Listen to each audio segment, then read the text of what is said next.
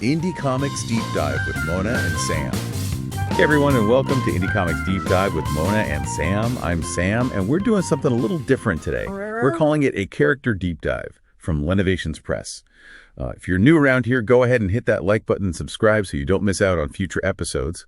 And also, fair warning, we're going to be diving deep into a character's story, so there are spoilers ahead. I'm Mona, and I'm super excited to unpack all the awesome details of this character from the Section 12 series, Nite-Fall. Nite-Fall, yeah. For anyone who might not be familiar with the series, Section 12 is like this covert organization, and they basically clean up failed scientific experiments. Yeah, what's really interesting about Nite-Fall is that, well, he's kind of monstrous looking, but he's also got this surprisingly optimistic personality. He kind of embodies this idea that even when you're facing crazy circumstances, I mean, his situation is pretty extraordinary. Even then, you can still find strength and even humor in the face of adversity. You know, it's funny you mentioned that. The first time I saw Nite-Fall, I was so impressed with how the creators, Len Mihalovich, Mike Kelleher, and Phil Miller, like how they blended all these animalistic features into his design. I mean, he's menacing, but also kind of endearing. Not your typical superhero look. Oh, for sure. But he's got this depth to his character that goes way beyond just how he looks. And I think a lot of that depth comes from his origin story. Imagine you're Armando Montez, just a homeless teenager who's struggling with glaucoma and going blind. So you volunteer for this experimental treatment, hoping to get your vision back. But things don't exactly go to plan. That's one way to put it. I mean, a mob boss shows up and steals the final treatment that was supposed to be for Armando. Right. It's such a classic comic book twist. Talk about bad luck. But that's the thing. It's that interruption that leads to Armando becoming Nite-Fall. That partial treatment he gets, it mixes his DNA with nocturnal animals. So we've got a mob boss, a botched experiment, and a teenager who is suddenly part animal. It sounds like the perfect setup for a brooding, vengeful anti-hero. But that's not really Nite-Fall, is it? Not at all. He could have been so full of anger and resentment, but instead he kind of embraces the whole transformation with this crazy optimism. And it's not just fake, it's how he connects with people and disarms anyone who might be afraid of him. It's like he's saying, hey, I might have bat wings and claws, but I'm still just a regular dude. Yeah. It makes him relatable, even with all the superhuman stuff going on. Exactly. And it really challenges our expectations. He's a reminder that even after trauma and this crazy physical change, you still have a choice in how you react. That's a powerful message. So let's talk about those powers. What exactly does this animal DNA cocktail give him? Well, you can see the influence of a bunch of different nocturnal animals. Like he has bat wings so he can glide through the city. Yeah. Razor-sharp talons of an owl, and a possum tail for balance and agility. And he moves like a wolf, super fast and stealthy. I can totally picture him now, just darting across rooftops. It's a cool visual. All brown fur and shadows. Plus his senses are incredible. He sees perfectly in the dark and can hear things from blocks away. Wow, that's like a walking, talking surveillance system. Yeah. But those are just his physical abilities, right? What about something a little more unique? Well, one of his powers that's both fascinating and kind of terrifying is his fear pheromone.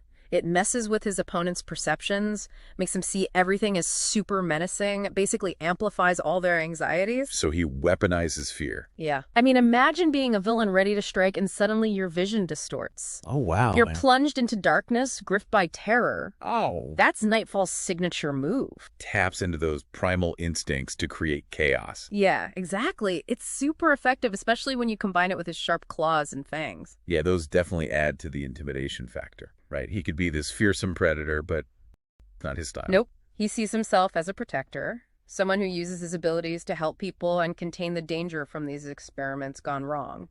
Which brings us to his role in Section 12. So we've got this fearsome but compassionate character with all these unique powers.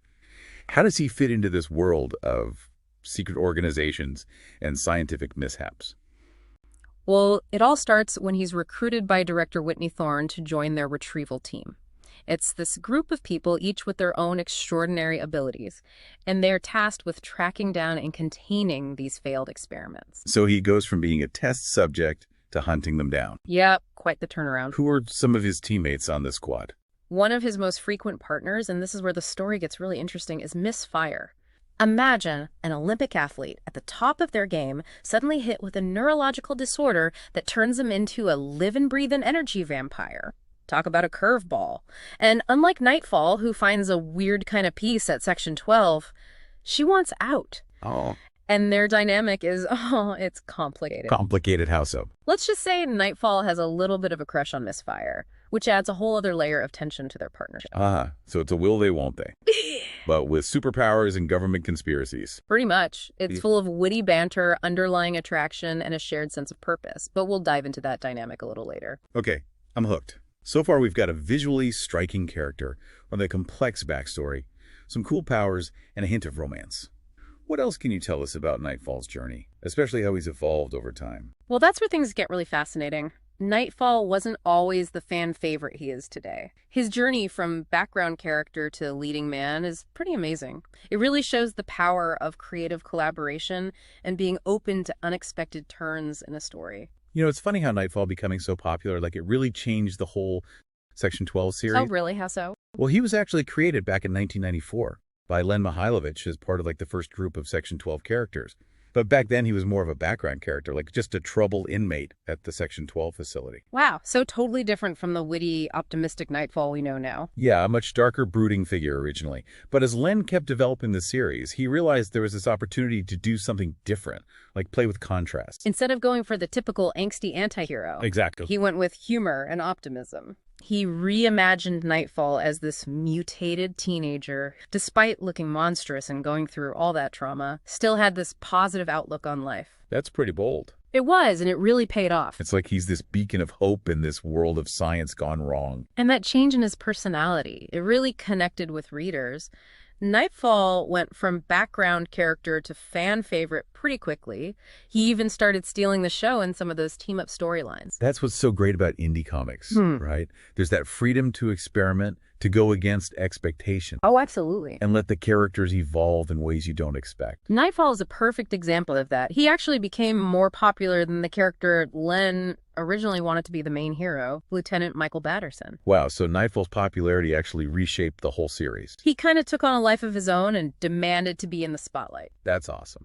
It just goes to show that sometimes the characters have their own ideas. They surprise you, they connect with the audience in ways you never imagined, and they take the story in new and exciting directions. Speaking of exciting new directions, Yeah. didn't Nightfall go through some visual changes too? Oh yeah, for sure. The first design was a collaboration between Len Mihailovich and Mike Kelleher. And it was a little rough. I mean, those were the early days of indie comics. But then in 1997, when Phil Miller took over the artwork for Section 12, he really refined Nightfall's look, gave him that iconic appearance we all know today. So a true collaboration, bringing the character to life, visually and through the story. Exactly. And it speaks to the collaborative spirit of indie comics. And that spirit continued when Len took a break from comics in the late 90s, and then eventually brought back Section 12 under his own company, Lenovations Press. I'm guessing Nightfall made a comeback? And has been a regular character in a bunch of Section 12 titles ever since. So he's become a symbol of the series, like proof of its longevity and ability to reinvent itself. And with the revival, Nightfall's story continued to evolve. You see him mature, face his past traumas, and deal with complicated relationships, especially with Misfire. Right, we can't forget about all that tension between them. Did their relationship develop more in those Lenovations Press issues? Oh, yeah, definitely. Their partnership has become a real fan favorite. You get moments of tenderness, frustration, even real danger where they have to rely on each other to survive. So not just a little crush anymore? Nope, there's real depth and complexity there. I like it. It reflects Nightfall's own growth. They challenge each other, support each other, and ultimately make each other better heroes. And it's all woven into these awesome storylines. Scientific intrigue, supernatural threats, government conspiracies. Sounds like quite a ride. Nightfall's journey has been full of transformations, both physically and emotionally. But he never loses that core optimism, that ability to find humor and hope in even the darkest situations. Exactly. He reminds us that being resilient doesn't mean ignoring pain or hardship. It's about recognizing those challenges and choosing to find strength and even joy despite them. Which leads us to a question for you, our listeners. When you think about Nightfall's journey of accepting his mutation and using it to help others, what does that say about how we view our own imperfections? That's a good question. Do we try to hide them or change them? Or can we be like Nightfall and learn to embrace the things that make us unique? Yeah, it really makes you think, about how we see ourselves, the things that make us different, the things that maybe don't fit in. It's so cool how he takes this huge physical change, something that could be seen as a weakness, and he turns it into a strength. He doesn't try to hide it or pretend it never happened. He just owns it and uses it to make the world a better place. He's basically saying it's okay to be different. Right. Like challenging us to rethink what normal even means. And it goes beyond just physical differences. Nightfall's journey shows us it's okay to embrace our emotions too. Our vulnerabilities, our sense of humor, even when things are tough. He's not afraid to be himself. Exactly. Even with all the crazy stuff he's been through. It's like he's saying it's okay to laugh, to find the light in the darkness, to be vulnerable without losing your strength. I love that. Yeah. Nightfall's story is a great example of how indie comics can tackle these big ideas like identity and acceptance and resilience. It's not just about superheroes and powers. It's about real human experiences. For sure. And if you're intrigued by Nightfall's journey, be sure to check out the comics for yourself. Yes, definitely do. You can find them on Lenovations.com, Global Comics, Indie Planet, and Drive-Thru Comics. Oh, wow, lots of places. And for the ultimate fan experience, be sure to join their Patreon for exclusive content and behind-the-scenes insights. Perfect. We'll make sure to include all those links in the show notes below. Great. Awesome. Thanks for joining us on this deep dive. Can't wait to unpack those adventures with you right here on Indie Comics Deep Dive with Mona and Sam. Yes. Don't forget to like this episode and subscribe to our channel for more deep dives into the world of indie comics. Yes, please do that. And until next time, keep exploring the amazing world of indie comics. And that's a wrap on our deep dive for today. Thanks for joining us.